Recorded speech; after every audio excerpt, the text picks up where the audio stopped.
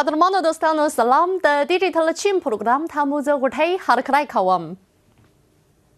د رویټرز اژانس په یوه خبر کې ویلي چې په نړۍ کې د تیلو د بیې د لوړېدو له امله په نړیوال بازار کې د چیني برانډونو د برقي موټرونو د پلورنې اندازه د ډېر چټک زیاتوالي په حال کې ده او شمېر یې نوی ریکارډ ټینګ کړی دی. دا د پټرولو د بیې د زیاتوالي د منفي اغیزې د کمښت په هکله د نړیوالو مشتریانو انتخاب دی.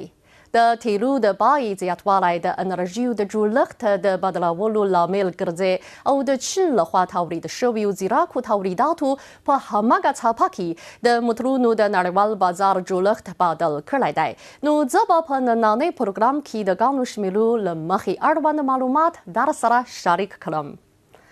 د رویټرز اژانس خبر ښیي چې د 2024 کال له جنوري نه تر فبروري پورې په اروپایي بازار کې د چیني برانډونو د برقي موټرونو د پلور اندازه د تیر 2025 کال د ورته شمېر په پرتله په سلو کې 4.9 زیاتوالی موندلی او په اروپایي بازار کې یې ونډه له 4.2 سلنې نه 8 سلنې ته لوړه شوې ده.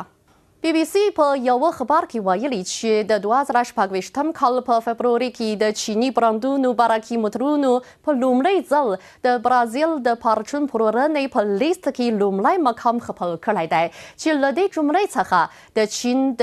بي واي دي برانډ برقي موټرونو د بازار په سلو کې 8 برخه نیولې ده او دغه شمېر د جاپان، کوریا جمهوریت، اروپا او امریکا د برانډونو په پرتله ډېر زیات دی. د بریتانیې فاینانشل ټایمز ورځپاڼې خبر ورکړی چې د 2024 کال په لومړۍ لوبه کې د بي واي دي او ام جي په شمول د چیني برانډونو د برقي موټرونو د پلور اندازې د آلمان، فرانسې او ایټالیې په شمول د اروپا په عموده بازارونو کې په لومړیو لاسو مقامونو کې ځایونه نیولي چې له دې جملې څخه د آلمان په بازار کې د بي واي دي برانډ د برقي موټرونو د پلور اندازه د 2025 کال د ورته شمېر په پرتله په سلو کې 1550.3 زیاتوالی ښودلی او نوی ریکارډ یې ټینګ کړی دی. د جاپان د نیکي ورځپاڼې په یوه خبر کې ویلي د منځني ختیځ سیمه په نړیوال بازار کې د چیني برانډونو د برقي موټرونو د پلور د زیاتوالي نوی ټکی ګرځېدلی دی. د 2024 کال له جنوري نه تر فبروري پورې د منځني ختیځ په بازارونو کې د بي واي دي برانډ د برقي موټرونو د پلور اندازې د 2025 کال د ورته شمېر په پرتله په سلو کې 210 زیاتوالی ښودلی دی. لکه راز په هماغه بازار کې د جیري او جي دبلیو ام په شمول د نورو چیني برانډونو د برقي موټرونو د پلور اندازې هم ډېرې شوې دي. د رویټرز خبر وایي د چیني برانډونو د موټرونو تصادۍ په بهرنیو بازارونو کې د ځایي پرمختګ پلان په طرحولو او پلي کولو بوختی دي.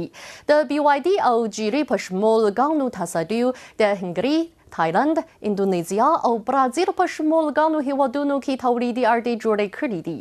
دا نه یوازې ډېر ژر د ځایي بازار اړتیاوې پوره کولی شي بلکې د تعرفې د ځنډولو په له منځه وړلو سره په مختلفو بازارونو کې د دغو برانډونو د سیالۍ قوت هم پیاوړی کولی شي. په همدې مناسبت په نړیوال بازار کې به د چیني برانډونو برقي موټرونه د لا زیاتو مشتریانو خوښ شي.